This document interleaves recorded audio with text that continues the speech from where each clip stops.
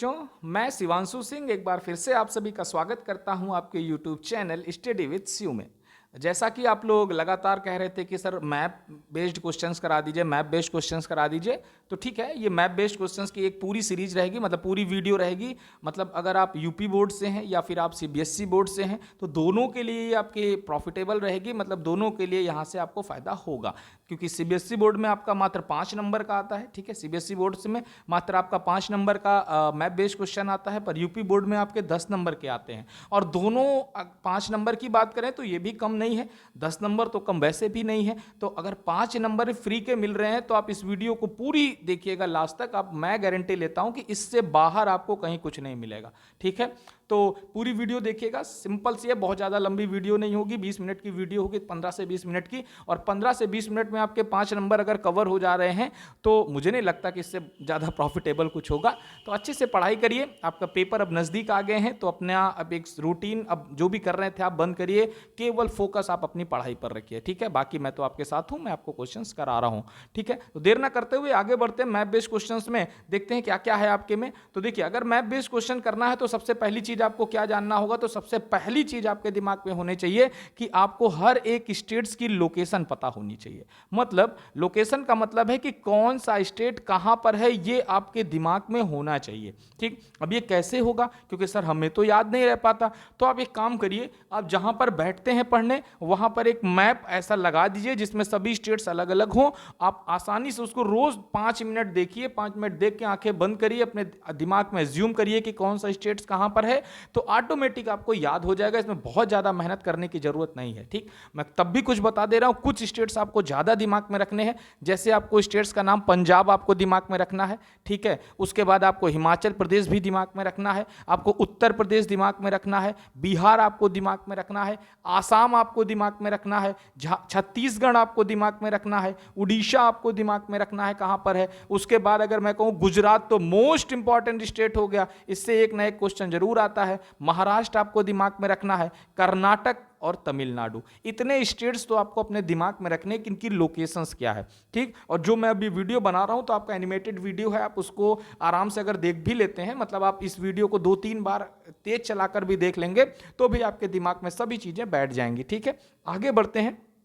देखिए, अगर सबसे पहली चीज कि मैंने यहां पर बात की है वीट की, ठीक। मैंने आपको प्रोडक्शंस की बात की थी, और प्रोडक्शंस की अगर बात करेंगे तो प्रोडक्शन एग्रीकल्चर आपका जो चैप्टर है वहां से 2 टाइप के आपको प्रोडक्शन, मतलब फूड ग्रेन्स के प्रोडक्शन समझ में आते हैं। पहला तो सबसे इंपॉर्टेंट होता है वीट, और उसके बाद उससे भी इंपॉर्टेंट होता है आपका राइस, क्योंकि राइस भारत में सबसे ज्यादा हो रहा है। तो इन दोनों के स्टेट्स, मतलब ये दोनों किन किन स्टेट्स में हो रहे हैं, ये भी आपको दिमाग में रखना है। देखिए, ऐसे पढ़ाना बहुत कठिन होता है कि हम सामने बैठे हैं, चिल्ला रहे हैं, पढ़ा रहे हैं, मतलब वो मजा नहीं आता जैसे हम आपको सामने बैठ के पढ़ाते हैं, सामने आप रहते हैं, तो वो पढ़ाना एक अलग रहता है, उस पढ़ाने में एक अलग मजा आता है, ठीक है। कोई बात नहीं है, पर हम आपको पढ़ा रहे हैं, आप ध्यान से पढ़ते रहिएगा, आपको सभी चीजें दिमाग में बैठ जाएंगी, ठीक है। थोड़ा सा बोरिंग लगता है ये पढ़ाना, क्योंकि मैं अकेले ही चिल्ला रहा हूँ, अकेले ही समझा रहा हूँ, और कोई नहीं है सामने हमारे सुनने के लिए, ठीक। तो पर ठीक है, आपके लिए, मतलब हमारे लिए भी, आपके लिए भी, आपको ये चीजें दिमाग में होनी चाहिए जो मैं बताने जा रहा हूं। देखिए, यहां से जो वीट से संबंधित अगर आपको क्वेश्चन आएगा, ठीक है, ये आपका लॉन्ग आंसर में आता है, और अगर लॉन्ग आंसर में पूछा जा रहा है तो आपके दिमाग में होना चाहिए कौन कौन से मेजर स्टेट्स हैं जहां पर वीट सबसे ज्यादा पाया जाता है, तो ये आपके स्टेट्स हैं। अब यहां पर कौन कौन से आ रहे हैं, मैंने कहा देखिए, जम्मू कश्मीर का थोड़ा सा पार्ट आ रहा है, ये हिमाचल प्रदेश का पार्ट आ रहा है, पंजाब का पार्ट आ रहा है, उत्तर प्रदेश सबसे ज्यादा है, मध्य प्रदेश सबसे ज्यादा है। तो इतने स्टेट्स आपके कहीं ना कहीं वीट के प्रोडक्शंस में सबसे ज्यादा योगदान देते हैं भारत में, ठीक है। तो अब इसको कैसे करना है, अब मान लीजिए ये मैप में नहीं आया और आपका एक लॉन्ग आंसर में क्वेश्चन है, आपको वीट प्रोडक्शंस के बारे में बताना है, तो क्या करेंगे आप, आपको 120 वर्ड्स कंप्लीट करने हैं। आपने 120 वर्ड्स कंप्लीट किए, आपने क्या किया, एक छोटा सा इंडिया का मैप बना दिया, उस मैप में आपने हल्के से पेंसिल से या पेन से आपने दिखा दिया, अपने हाथ से ही बनाना है, ठीक है, आपने दिखा दिया कि ये आपके वीट प्रोडक्शंस के एरिया हैं। तो ये जो आप कर रहे हैं ना, ये आपको ऑर्डिनरी बच्चों से एक्स्ट्रा ऑर्डिनरी बनाएगा, और यही आपके नंबर में बढ़ोतरी करेगा। मैं कह रहा हूं कि 80 में से 70 तक अगर आप लगभग पढ़ लेते हैं एवरेज में तो आप पा जाते हैं, पर 70 के बाद अगर 78 79 तक पहुंचना है तो आपको ये काम जरूर करना होगा, ठीक है। तो इसी तरह इसको पढ़ना है, इसी तरह इसको याद रखना है। वैसे ही आपका वीट कंप्लीट होगा, उसके बाद दूसरी चीज की बात करेंगे आपका राइस। मैंने कहा क्वेश्चन आ रहा है आपका लॉन्ग आंसर में राइस के बारे में, तो आपने क्या कहा कि कौन सी क्रॉपिंग पैटर्न है, कहाँ कहाँ पर सबसे ज़्यादा होती है, उसके बाद क्या टेम्परेचर चाहिए होता है, किस आपके माह में होती है, किस आपके मंथ में होती है,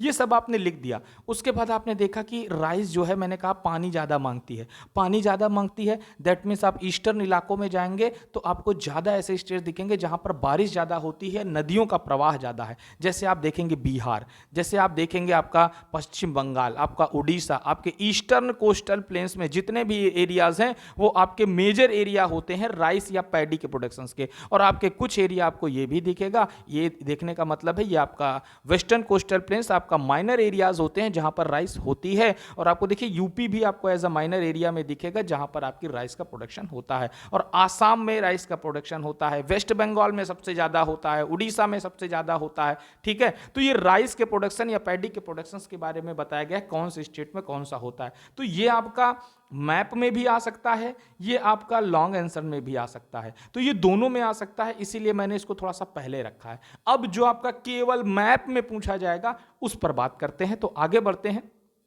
सबसे पहले आपका एक क्वेश्चन आता है आयरन ओर के बारे में। मैंने कहा अगर आयरन ओर के बारे में आपको जानकारी चाहिए तो फिर मैंने कहा आयरन ओर्स आपके माइंस में पाए जाते हैं। ठीक है, आयरन आपके माइंस में पाए जाते हैं। और ओर क्या होता है, मैंने कहा ओर का मतलब हो गया कि मिक्सचर। ठीक है, मतलब जिसमें आपका कोई ना कोई मिनरल्स पाया जा रहा है पर वो किसी ना किसी अदर मटेरियल का मिक्सचर होता है, मतलब वो प्योर नहीं होता है, उसमें कुछ परसेंट आपका क्या होता है, कुछ अलग मटेरियल होता है और कुछ परसेंट आपका कोर मटेरियल होता है जो आपको चाहिए होता है। अगर इंडिया में बात करें तो इंडिया में दो तरह के आयरन ओर पाए जाते हैं। एक होता है मैग्नेटाइट, याद रखिएगा, देखिए हम यहां से आपको थोड़ा सा रिवाइज भी करा रहे हैं, और दूसरा होता है आपका हेमेटाइट। ठीक है, मैंने कहा अगर आयरन ओर की बात करते हैं तो आयरन ओर की बात करेंगे तो दो तरह के आयरन ओर पाए जाते हैं। एक होता है आपका मैग्नेटाइट और दूसरा होता है आपका हेमेटाइट। ठीक, यहां से क्या याद रखना है, मैंने कहा अगर मैग्नेटाइट की बात करेंगे तो मैग्नेटाइट में आयरन का जो परसेंटेज होता है वो मैक्सिमम होता है। तो M से मैग्नेटाइट, M से मैक्सिमम। तो अगर आपको ऐसे याद रखना है कि आयरन किस में ज़्यादा पाया जाता है, आयरन के किस ओर में आयरन की परसेंटेज ज़्यादा होती है, तो आप कहेंगे मैग्नेटाइट में। और हेमेटाइट मैंने कहा भारत में, अगर इंडिया की बात करेंगे तो इंडिया में सबसे ज़्यादा कौन सा आयरन ओर पाया जाता है, तो इंडिया में सबसे ज़्यादा जो आयरन ओर पाया जाता है वो आयरन ओर है आपका हेमेटाइट। ठीक है, तो यहां से दो क्वेश्चन बने। मैग्नेटाइट आयरन ओर कितने होते हैं, तो दो टाइप के आयरन ओर होते हैं, एक होता है मैग्नेटाइट, दूसरा होता है हेमेटाइट। मैग्नेटाइट से याद रखना है इसमें आयरन का परसेंटेज सबसे ज्यादा होता है, मतलब आपका लगभग 70 to 80% आयरन होता है, इसमें आपका 60 to 70% आयरन होता है। तो ये हेमेटाइट की बात करेंगे तो इंडिया में सबसे ज्यादा पाया जाता है। अब देख लेते हैं कौन सा कहां पर पाया जाता है, माइंस कहां पर है। तो माइंस की अगर बात करेंगे आयरन ओर की, तो सबसे पहले आपको याद रखना है ये, अब ये आपको ये दिखा तो ये कौन सा स्टेट है, तो ये आपके दिमाग में आ गया, ये है भैया आपका छत्तीसगढ़। ठीक है, ये है आपका छत्तीसगढ़। और छत्तीसगढ़ में आपकी दो माइंस देखने को मिलती हैं, एक ये बैलाडिला रेंज ऑफ हिल्स होती है जो एकदम छत्तीसगढ़ के आपके साउदर्न पॉइंट में देखने को मिलता है, बैलाडिला रेंज ऑफ हिल्स। ठीक है, एक ये इंपॉर्टेंट होती है, और दूसरी होती है दुर्ग छत्तीसगढ़ की इंपॉर्टेंट। ठीक है, तो छत्तीसगढ़ से आपको याद रखना है दो, पहली हो गई दुर्ग और दूसरी हो गई आपकी बैलाडिला। उसके बाद दूसरे नंबर पे बात करते हैं तो आ गई मयूरभंज। अब आपने देखा मयूरभंज, अब मयूरभंज कहां पर है, तो ये कौन सा स्टेट है, ये वाला। तो आपने कहा ये जो स्टेट है ये आपका कौन सा है, तो ये आपका हो गया उड़ीसा। इसीलिए मैं कह रहा हूं कि आपको याद क्या रखना है, कौन सा स्टेट कहां पर है। उसके बाद मयूरभंज आप देख रहे हैं ये उड़ीसा के एकदम कोने में पाया जा रहा है, और ये जो मयूरभंज है ये कहीं ना कहीं आपका एक आयरन ओर के रूप में जाना जाता है या आयरन माइंस के रूप में जाना जाता है। तो मैंने दो तीन बताया अभी, मैंने कहा दुर्ग ये है आपका, उसके बाद बैलाडिला ये है आपका, फिर दोनों दुर्ग और बैलाडिला कहाँ पर है, तो दुर्ग और बैलाडिला छत्तीसगढ़ में है। उसके बाद मैंने कहा मयूरभंज की बात करेंगे तो मयूरभंज आपका उड़ीसा में है। उसके बाद दो और हैं जो आपके कर्नाटक में पाए जाते हैं, एक है बिल्लेरी। ठीक है, अगर बात करते हैं पहला कौन सा है, तो पहला है आपका बिल्लेरी और दूसरा है आपका कुद्रेमुख। ठीक है, और ये कुद्रेमुख सबसे ज्यादा इंपॉर्टेंट है क्योंकि Kudremukh one of the largest mines के रूप में जाना जाता है। तो कुद्रेमुख यहां पर है और बिल्लेरी आपका यहां पर है, और ये कौन सा स्टेट है, तो ये है आपका कर्नाटका। ठीक है। तो मैंने क्या बताया, फिर से एक बार मैं बता रहा हूं आपको, मैंने आपको 5 माइंस के बारे में बताया आयरन, और इससे बाहर नहीं आएगा, ठीक है। मैंने कहा पहली 2 आपको जो बताया, दुर्ग और बैलाडीला, ये दुर्ग और बैलाडीला कहां पर है, तो ये दोनों आपकी छत्तीसगढ़ में है, ये हो गई दुर्ग और ये हो गई आपकी बैलाडीला। दूसरे नंबर पे बात करते हैं मयूरभंज, तो मयूरभंज कहां पर है, तो मयूरभंज आपकी उड़ीसा में है, ये हो गई मयूरभंज।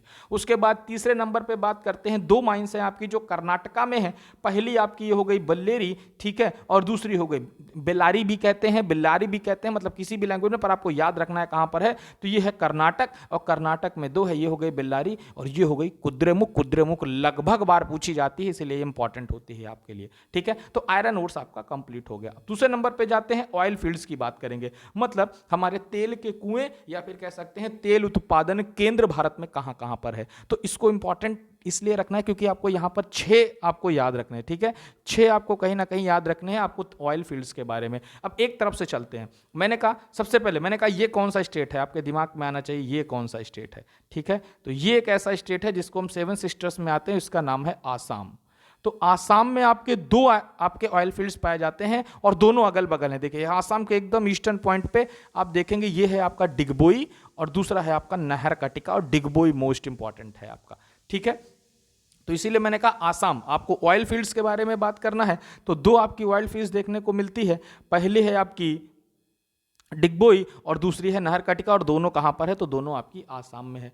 आसाम के आगे फिर आगे बढ़ते मैंने कहा ये गुजरात तो मोस्ट इंपॉर्टेंट स्टेट है, आपको इससे बहुत सारी चीजें याद रखनी है, ठीक है। गुजरात में भी आपकी 2 पाई जा रही है, एक कलोल है और दूसरी अंकलेश्वर है। अंकलेश्वर आपकी इंपॉर्टेंट रहती है यहां पर। मैंने कहा 2 ऑयल फील्ड्स आपको गुजरात से याद रखनी है, एक है कलोल और दूसरी कौन सी है, अंकलेश्वर। उसके बाद थोड़ा सा और आगे बढ़ेंगे तो मैंने कहा तीसरे नंबर पर आपको याद रखनी ये कौन सा है, तो मैंने कहा ये आपका है अरेबियन सी। ये आपका क्या है, BOB मतलब बैंक ऑफ बड़ौदा, नहीं भैया बे ऑफ बंगाल, ठीक। तो ये है आपका बे ऑफ बंगाल और ये है आपका अरेबियन सी। तो अरेबियन सी में आपकी 2 आपकी ऑयल फील्ड्स पाई जाती हैं, एक है मुंबई हाई, ठीक। पहली कौन सी है, तो पहली है आपकी मुंबई हाई, ठीक है, ये हो गई आपकी मुंबई हाई, और दूसरी है बेसिन, बेसिन के नाम से जानी जाती है। तो ये दोनों आपको याद रखनी है। एक बार देख लेते हैं कहाँ कहाँ पर है। देखिए मैंने आपको बताया, मैंने कहा आपको याद रखनी है कलोल और अंकलेश्वर। कलोल और अंकलेश्वर कहाँ है, तो ये दोनों आपकी गुजरात में है। उसके बाद मुंबई हाई और बेसिन ये दोनों कहाँ है, तो ये दोनों आपकी अरेबियन सी में है।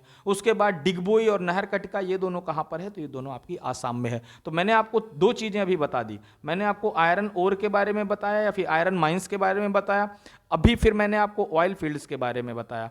अब हम मोस्ट इंपॉर्टेंट बात करेंगे कांग्रेस सेशन की, ठीक है। तो कांग्रेस सेशन भी हमारे लिए इंपॉर्टेंट होता है कि कौन सा कांग्रेस सेशन कहाँ पर हो रहा है, ये भी आपको जानना जरूरी होता है। तो हम एक लाइन से चलते हैं, सबसे पहले कांग्रेस सेशन की बात करेंगे 1920 में, ठीक है।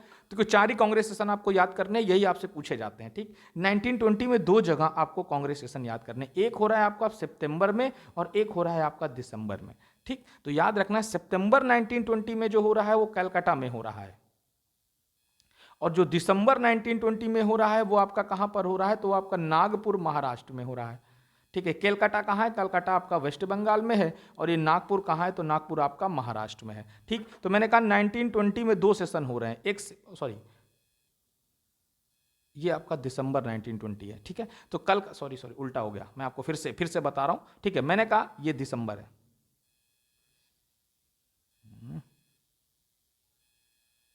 ठीक है, ये दिसंबर में है आपका। तो मैंने कहा आपको 1920 से 2 सेशन याद रखने हैं, ठीक है।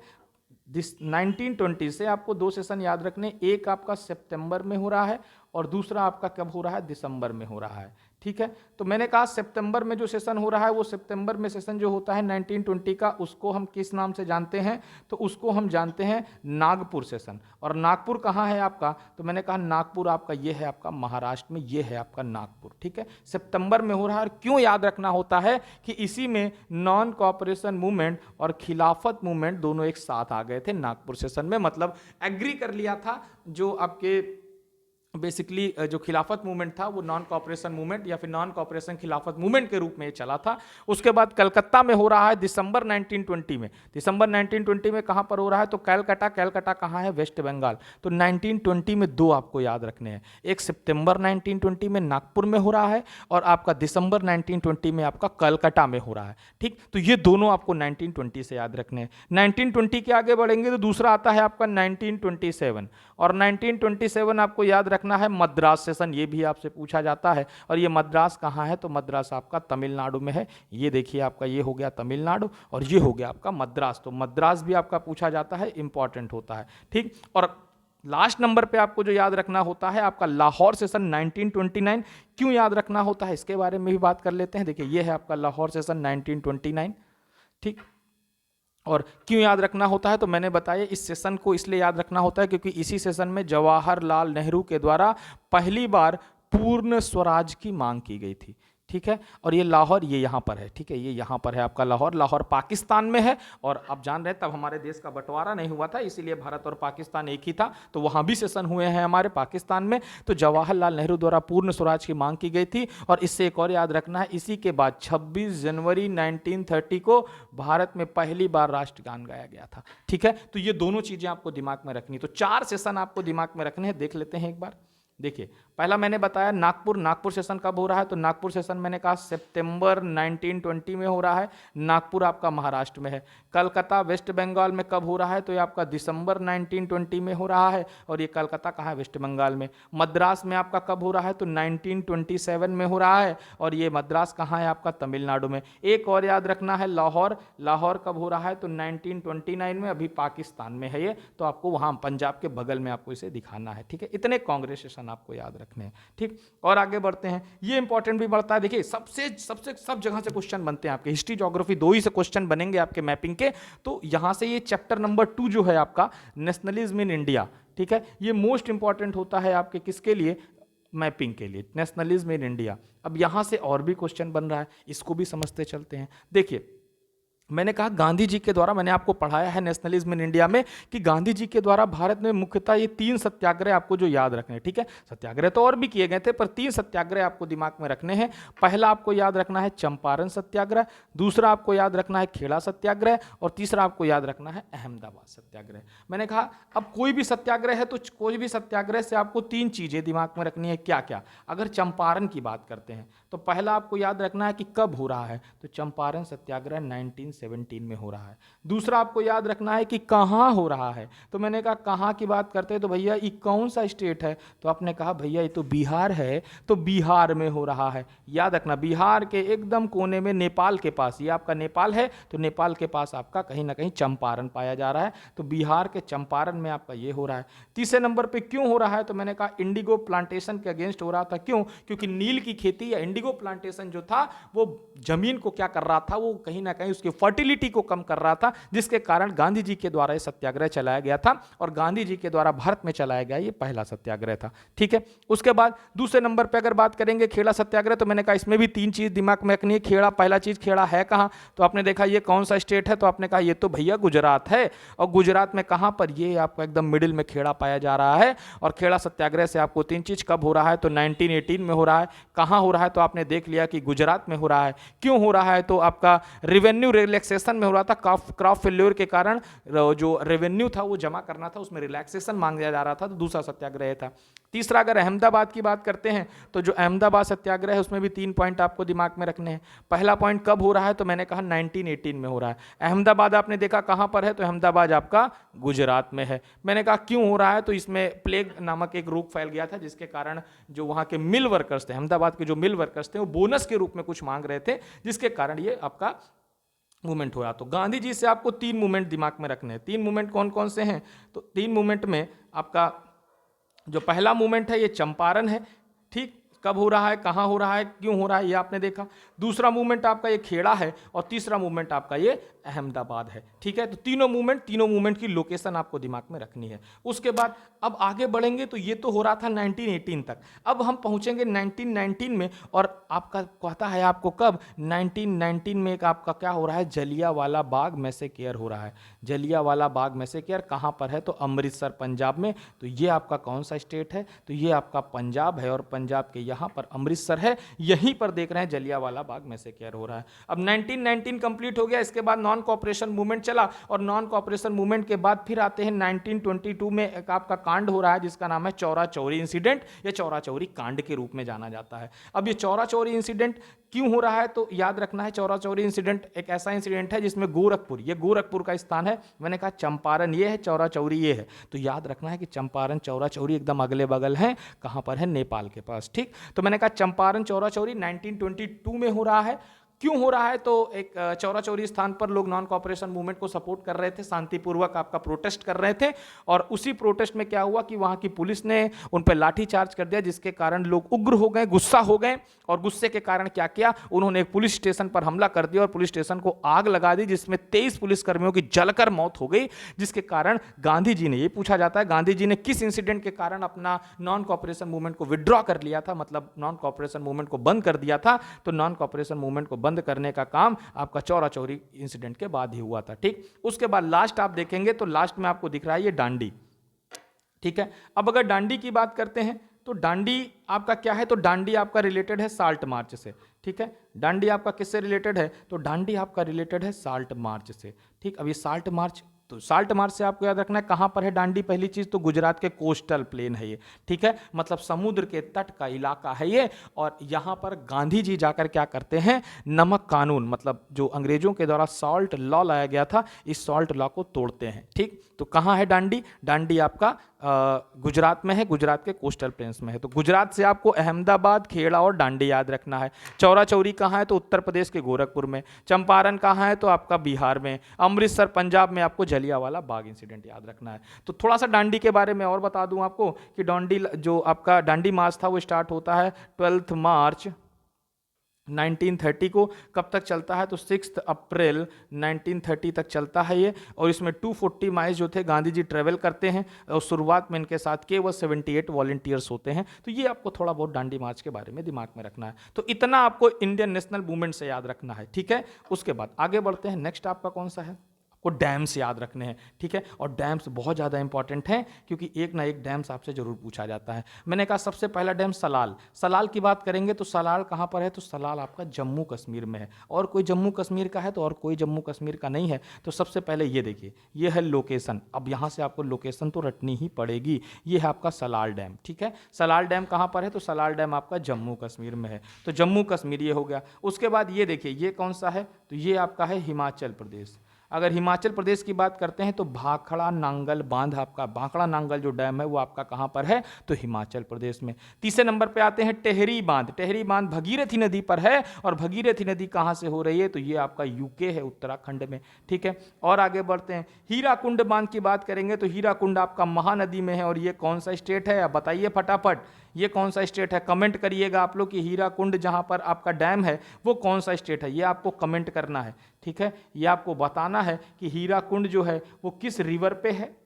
ठीक है, और उसके बाद किस स्टेट में हीराकुंड डैम। ठीक है, ये दोनों आपको कमेंट करके बताना है। ठीक, उसके बाद और बात करते हैं राणा प्रताप। मैंने कहा राणा प्रताप याद करेंगे तो ये कौन सा स्टेट है, तो आपने कहा भैया आर से राणा और आर से राजस्थान, तो ये राजस्थान में है राणा प्रताप सागर डैम। ठीक है, उसके बाद सरदार सरोवर डैम, इसी पे बहुत बवाल हुआ था, सरदार सरोवर डैम। सरदार सरोवर में आपको देख रहे हैं सरोवर डैम के कारण बहुत बवाल हुआ था कोयना रिवर को लेकर। तो सरदार सरोवर डैम, मैंने कहा ये तो स्टेट आपको भूलना ही नहीं है, ये कौन सा स्टेट है, तो ये आपने कहा गुजरात है, और यही आपका सरदार सरोवर डैम, यहीं पर आपका डांडी मार्च हुआ था, ये आपका खेड़ा सत्याग्रह, यहाँ पर आपका अहमदाबाद मिल वर्कर्स मूवमेंट। तो इतना आपको याद रखना है सरदार सरोवर डैम्स। और देखते हैं डैम्स के बारे में, अब बात करते हैं नागार्जुन सागर डैम। ठीक है, देखिए इतना हो गया, मैंने आपको सलाल बताया जम्मू कश्मीर में, भाखड़ा नांगल बताया हिमाचल प्रदेश में, टेहरी मैंने आपको बताया उत्तराखंड में। ये आपको कमेंट करके बताना है कि हीराकुंड बांध कहाँ पर है और किस नदी पर है। राणा प्रताप मैंने आपको बताया राजस्थान में, सरदार सरोवर गुजरात में,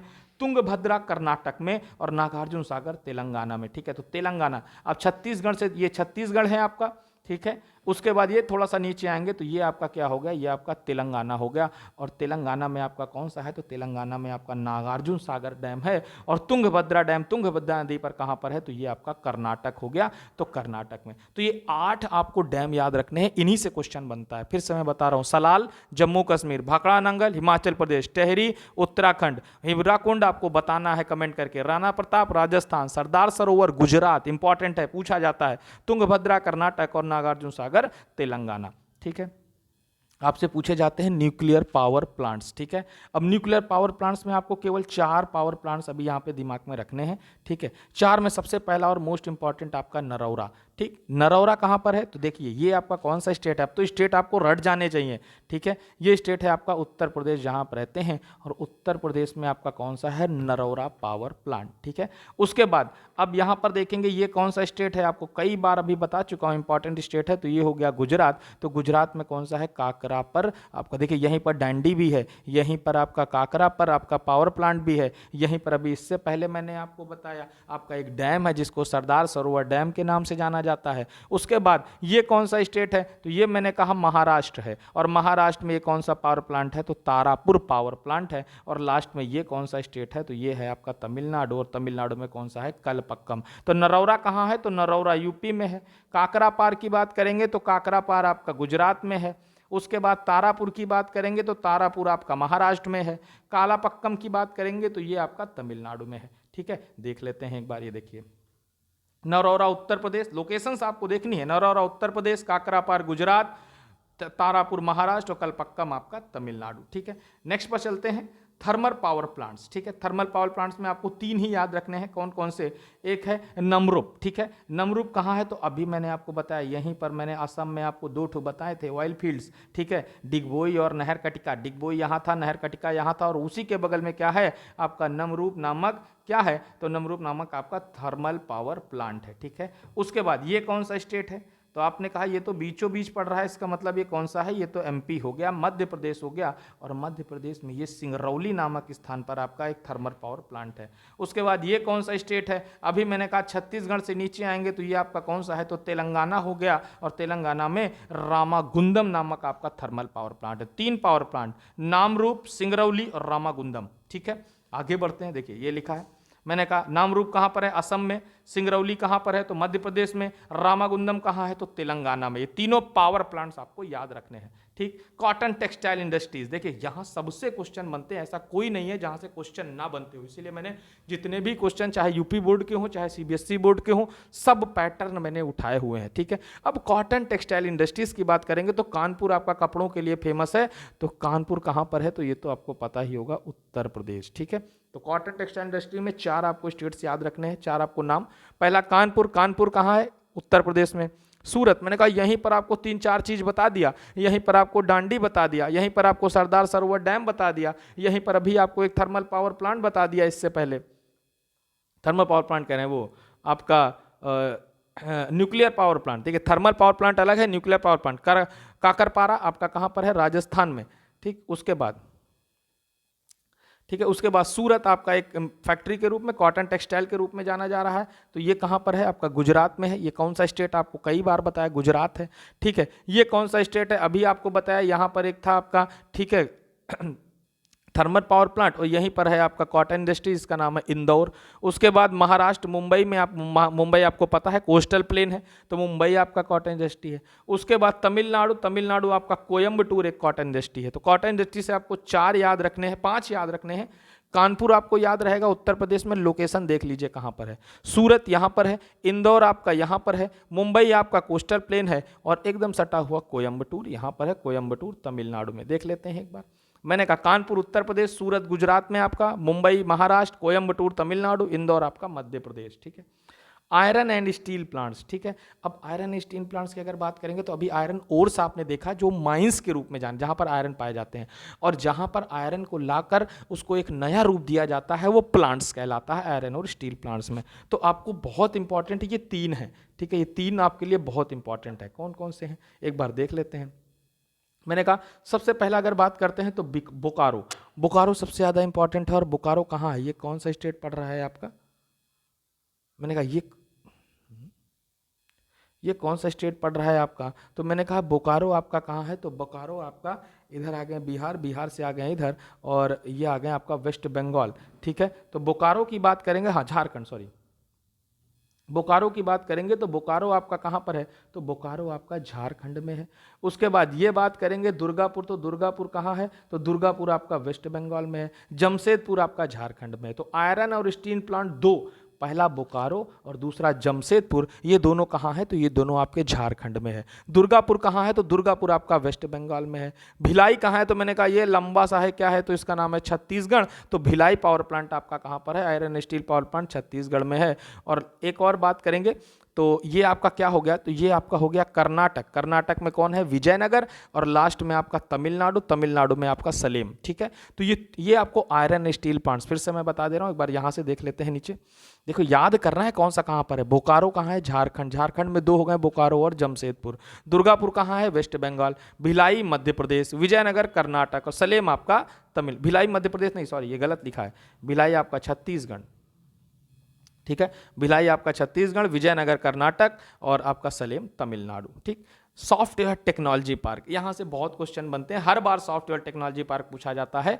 तो मैंने कहा सॉफ्टवेयर टेक्नोलॉजी पार्क याद करना बहुत आसान है, बहुत कठिन नहीं है। यूपी में एक है आपका नोएडा। ठीक है, ये आपका सटा हुआ एकदम, देखिए हरियाणा दिल्ली से सटा हुआ, ये दिल्ली है। ठीक है, ये आपका दिल्ली है, देखिए सटा, ये आपका दिल्ली है, अरे ये आपका दिल्ली है। ठीक है, ये दिल्ली से सटा हुआ आपका नोएडा है। नोएडा में आपका एक क्या है, सॉफ्टवेयर टेक्नोलॉजी पार्क है। उसके बाद गांधीनगर गुजरात, गुजरात इंपॉर्टेंट ही है, मैंने कहा इससे बहुत क्वेश्चन आते हैं।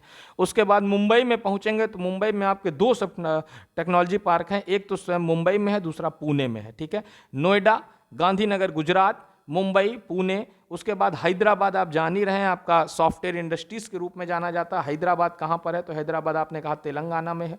उसके बाद और नीचे जाएंगे तो आपने देखा बेंगलुरु, बेंगलुरु भी फेमस है आपका, आपको मतलब आईटी इंडस्ट्रीज के लिए आपका बेंगलुरु फेमस है, इसीलिए बेंगलुरु आपका कहाँ पर है, कर्नाटक में। उसके बाद चेन्नई तमिलनाडु, और तिरुवनंतपुरम केरल। ठीक है, तो इतने आपको याद रखने, एक बार मैं बताए दे रहा हूँ। मैंने कहा नोएडा उत्तर प्रदेश में, गांधीनगर गुजरात में, मुंबई महाराष्ट्र, पुणे महाराष्ट्र, बेंगलुरु कहाँ है, तो कर्नाटक, ये देखिए ये बेंगलुरु है। हैदराबाद तेलंगाना, ये देखिए तेलंगाना में हैदराबाद। चेन्नई तमिलनाडु में है, और तिरुवनंतपुरम आपका केरला में है। ठीक, आगे मेजर पोर्ट्स की बात करते हैं। पोर्ट्स का मतलब आपके बंदरगाह। अब आपको दिमाग में बंदरगाह कहाँ पर होंगे, तो बंदरगाह हमेशा किनारों पे होंगे। ठीक है, बंदरगाह का मतलब है सी पोर्ट्स, और सी समुद्र से टच होते रहेंगे। अब आपको नाम याद रखना है बस, कांडला, ये कौन सा स्टेट है, कांडला कहाँ पर है, तो कांडला, ये आपका कांडला सी पोर्ट्स हो गया, कहाँ पर है, तो आपका गुजरात में है। ठीक है, मैंने कहा मुंबई, ये आपका महाराष्ट्र हो गया, महाराष्ट्र में मुंबई है, और मुंबई कहाँ पर है, तो मुंबई आपका महाराष्ट्र में है। उसके बाद मार्मा गोवा, छोटा सा है जो आपका गोवा है, तो मार्मा गांव आपका गोवा में है। उसके बाद न्यू मैंगलोर, न्यू मैंगलोर की बात करेंगे तो न्यू मैंगलोर कहाँ पर है, कर्नाटक में है। कोची, कोची से तो आपको याद ही होगा, के से कोची, के से केरल में है। तूतीकोरिन, तूतीकोरिन ये देखिए आपका तमिलनाडु में है। चेन्नई की बात करेंगे तो चेन्नई भी आपका कहाँ पर है, तमिलनाडु में है। विशाखापट्टनम की बात करेंगे तो विशाखापट्टनम आंध्र प्रदेश। ठीक है, विशाखापट्टनम कहाँ पर है, तो आंध्र प्रदेश। पारादीप उड़ीसा, इंपॉर्टेंट होता है, पूछा जाता है, पारादीप बंदरगाह कहाँ पर है, तो पारादीप उड़ीसा में है, और हल्दिया आपका वेस्ट बंगाल में है। ठीक है, तो मैंने कहा फिर से एक बार मैं बता रहा हूँ, मैंने कहा यहाँ से चलेंगे, कांडला गुजरात में, मुंबई आपको पता है ये महाराष्ट्र में, लोकेशंस दिमाग में रखिए, ये मार्मागांव गोवा में, न्यू मैंगलोर एकदम टच करता हुआ आपका कर्नाटक में, कोच्चि आपका बीचों बीच आपका केरल में, तिरुवनंतपुरम एक तूतीकोरिन एकदम नीचे आपका तमिलनाडु में, चेन्नई आपका तमिलनाडु में एकदम ये चेन्नई है, विशाखापट्टनम आपका एकदम कोने पे आपका आंध्र प्रदेश में, उसके बाद पारादीप आपका उड़ीसा में, देखिए ये आपका पारादीप, और ये आपका हल्दिया वेस्ट बंगाल में। तो नाम याद रखना है, लोकेशंस याद रखनी है इसकी। अब इंटरनेशनल एयरपोर्ट्स की बात कर लेते हैं कि इंटरनेशनल एयरपोर्ट्स कहाँ कहाँ पर हैं। तो सबसे पहला जो एयरपोर्ट है राजा सासी, राजा सासी एयरपोर्ट कहाँ पर है, तो आपका पंजाब में है। ठीक है। तो ये अमृतसर अभी आपने यही देखा था, यहीं जलियांवाला बाग कांड हुआ था, तो यहीं आपका पंजाब में राजासांसी है। इंदिरा गांधी की बात देखिए, दो आपको गांधी जी से याद रखने हैं। इंदिरा गांधी आपका दिल्ली में है और राजीव गांधी आपका तेलंगाना में है, ठीक है। राजीव गांधी कहाँ पर है, तो राजीव गांधी आपका तेलंगाना में है, और इंदिरा गांधी आपका कहाँ पर है, तो इंदिरा गांधी आपका दिल्ली में है। नेताजी सुभाष चंद्र बोस कहाँ से बिलोंग करते हैं, तो आपको पता है कलकत्ता से बिलोंग करते थे, इसीलिए कलकत्ता या फिर वेस्ट बंगाल में एक आपका एयरपोर्ट है। छत्रपति शिवाजी आपका कहाँ पर है, तो छत्रपति शिवाजी ये कौन सा स्टेट है, तो अभी तक तो आपको स्टेट तो रट ही गए होंगे कौन सा स्टेट कहाँ पर है, तो छत्रपति शिवाजी आपका महाराष्ट्र में है, ठीक। आगे बढ़ेंगे और देखेंगे, मीनमबक्कम की बात करेंगे तो मीनमबक्कम आपका तमिलनाडु में है और तिरुवनंतपुरम आपका केरल में है, ठीक है। तो इतने आपको एयरपोर्ट्स याद रखने हैं, ठीक है। फिर से मैं बता रहा हूँ कितने हुए। मैंने कहा पहले बात करेंगे राजासांसी कहाँ पर है, तो पंजाब में है, रटना तो पड़ेगा इसे, ठीक है। इंदिरा गांधी, गांधी से दो याद रखने की, इंदिरा गांधी आपका कहाँ है, दिल्ली में, और राजीव गांधी आपका कहाँ है, तो तेलंगाना में, ठीक। छत्रपति शिवाजी आपका महाराष्ट्र में है, मराठा से बिलोंग करते थे। नेताजी सुभाष चंद्र बोस वेस्ट बंगाल आपका कलकत्ता में है, तिरुवनंतपुरम आपका केरल में है, और मीनमबक्कम आपका तमिलनाडु में है, ठीक। अब उसके बाद कोल माइंस की बात कर लेते हैं, बहुत ज़्यादा इंपॉर्टेंट तो नहीं है पर पूछी जाती है कभी कभी कोल माइंस। तो मैंने कहा ये कौन सा स्टेट है, तो ये है आपका झारखंड, ठीक है। झारखंड में अभी स्टील प्लांट्स था और यहीं पर कोल माइंस पाई जाती है, बोकारो में। रानीगंज की बात करेंगे, कोल माइंस एक इंपॉर्टेंट कोल माइंस यहाँ पर पाई जाती है, ये कहाँ पर है, तो ये वेस्ट बंगाल हो गया आपका। उसके बाद तलचर की बात करेंगे तो ये आपका क्या हो गया, तो ये आपका उड़ीसा हो गया। और लास्ट में नौवेली, न्यू वेली कहा जाता है, निवेली कहा जाता है इसको, और ये कहाँ पर है, तो तमिलनाडु में। तो आपको ये भी दिमाग में रखना है कि आपके जो कोल माइंस हैं वो कहाँ कहाँ हैं, तो बोकारो आपने पहले भी पढ़ा है झारखंड में, रानीगंज आपका वेस्ट बंगाल, तलचर आपका उड़ीसा, और नौवेली आपका तमिलनाडु में, ठीक।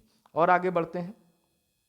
देखिए सॉइल टाइप की अगर बात करेंगे तो ये भी पूछ लिया जाता है कि कौन कौन सी सॉइल कहाँ कहाँ पर पाई जाती है। मैंने कहा भारत में सबसे ज़्यादा जो सॉइल पाई जाती है वो एलुवियल सॉइल पाई जाती है सबसे ज़्यादा रीजन्स में, ठीक।